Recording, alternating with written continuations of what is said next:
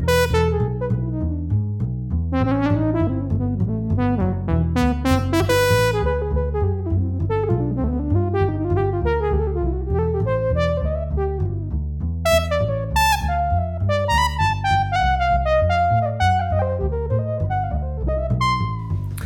back to the E-Weed Den. This is the Rhythm Changes series, and this is part 4 in the series.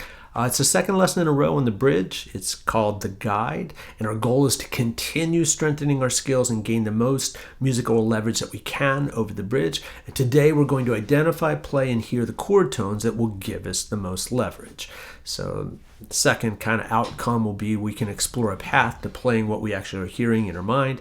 And finally, an added benefit that will set you up to apply altered scales and chord substitutions in the future. So let's just dive right in. Thirds and sevenths are the most important chord tones, but unfortunately the root is the note that most novice and amateur musicians play first, which is understandable given the fact that when you think of the chord, like maybe you're thinking C7, or you see a C7 on your chord changes, the C is the first note you play. However, it's the point of resolution and it's got the least amount of color. So it's not a significant point for giving you leverage and adding momentum to your solo. So the third and seventh really define the essential quality of a chord and give us a little bit of insight into how the chord is functioning, which can affect how we choose our scales. And it gives us an idea of harmonically what's going to happen next in the song. So thirds and sevenths have a lot of energy, and this gives us a lot of information that can influence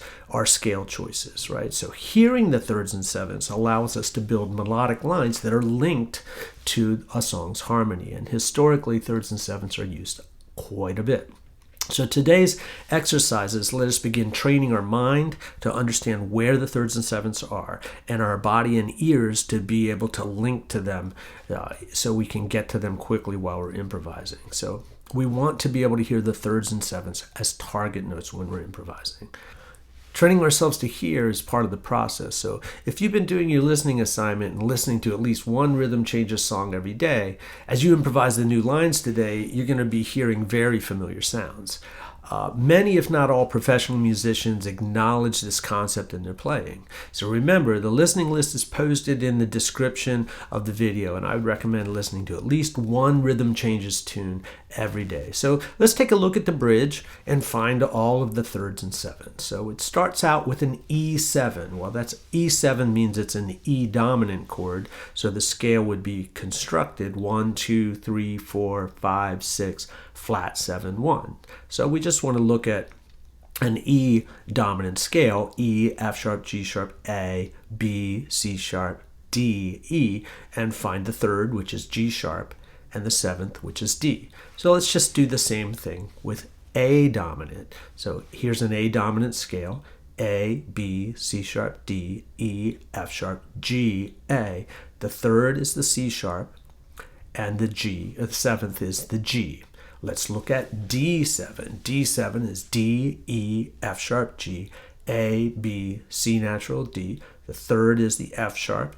The seventh is the C. And finally, the G dominant chord. So it's G, A, B, C, D, E, F, G. Third is B, and the seventh is F. Be good to do this in every key, and try to do it in your mind without writing it down. That'll really strengthen your abilities quite a bit. Well, let's move on to today's workout. It's a series of 6 grids designed to make you think intellectually of thirds and sevenths, to play them and hear them, and then start each phrase of your improvisation on thirds or sevenths. They're designed so you can play along. We'll do one repetition of the bridge where you play the grid. The second time through, you're going to improvise. I'll only demonstrate that once, and then we'll do all 6 grids in a row. So you might want to hit pause and go get your instrument and come back and play along. So I'm just going to talk through the grids so you can see the importance of each one. And if you do this regularly, you will really start to hear thirds and sevenths, and they'll be like targets for you to play beginnings of phrases and ends of phrases as you develop your improvisation skills. So grid number 1, pretty simple. We're just going to play the third of each chord in the cycle. Grid number 2, we're going to play the seventh of each chord in the cycle. Grid number 3, we're going to play the 3rd of the first chord in the cycle and the 7th of the next chord. And we'll just keep repeating that pattern. And if you notice, that creates this really nice leading, descending chromatic line. Like the G sharp goes to the G, then the G goes to F sharp goes to the F, through the bridge to rhythm changes. Very, very attractive line. And then grid number 4, the exact opposite. We'll play the 7th, and then we'll play the 3rd. And once again, that descending chromatic line will be created throughout the entire bridge. So grid number 5, we'll play the 3rd in the first measure of a chord and the 7th in the second measure. So it goes 3rd, 7th, 3rd, 7th, 3rd, 7th, 3rd, 7th. And once again, chord to chord, they'll be connected by a chromatically descending line, which is very attractive. And the last grid is just a 7th to a 3rd over each chord. 7, 3, 7, 3, 7, 3. And once again, that creates that descending chromatic line between the chords. Okay, with that said, let's just talk about how to set up your IREAL Pro. Here's IREAL Pro. I have it set to rhythm changes, and I have mine set for 30 repetitions almost all the time. We won't need that many. And then I have it set on 120. If that's too fast, you can do it independently of the video and slow it down. If it's too slow and you're an advanced player, you can speed it up. If you're an advanced player, you can also go down here and hit the transpose button, do each grid around the circle of keys before you go to the next grid. That is a fantastic exercise. Then finally, we want to loop the bridge so it continues to just keep us in the bridge. Right? So I'm going to demo grid number 1, the way you would perform it. You do not need to play along with this time. I'll play the grid the first time through, and I'll improvise starting on 3rds the second time through.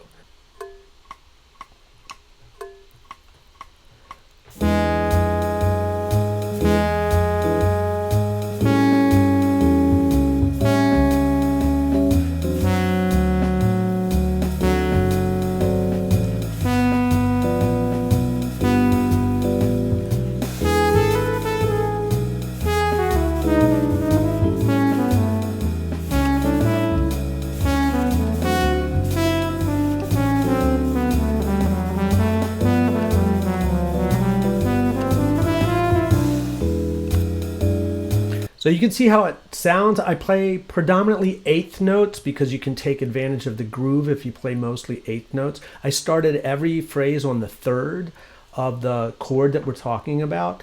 And I was using dominant scales or bebop scales. I used a little bit of both. And you can use whatever is comfortable to you, but you just want to begin each phrase on the 3rd over its proper chord. All right, so now what we're going to do is just play the whole thing right in a row. I will not do the improvising. That is going to be up to you, but I will play the grid along with you. So here we go. Grid number 1, 2, 3, 4, 5, and 6. Here we go.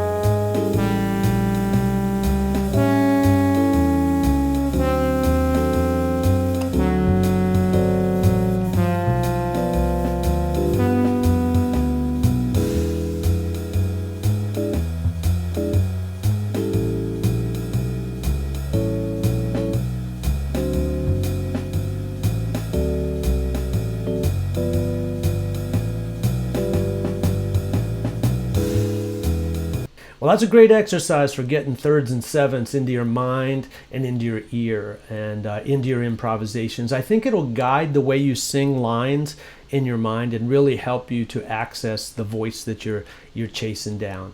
I hope this was helpful to you. If it was, hit the like button, subscribe, and hit the bell if you want to be notified when the next video comes out. And I plan on doing a good deal more on the rhythm changes subject. All right, have a great day. Bye-bye.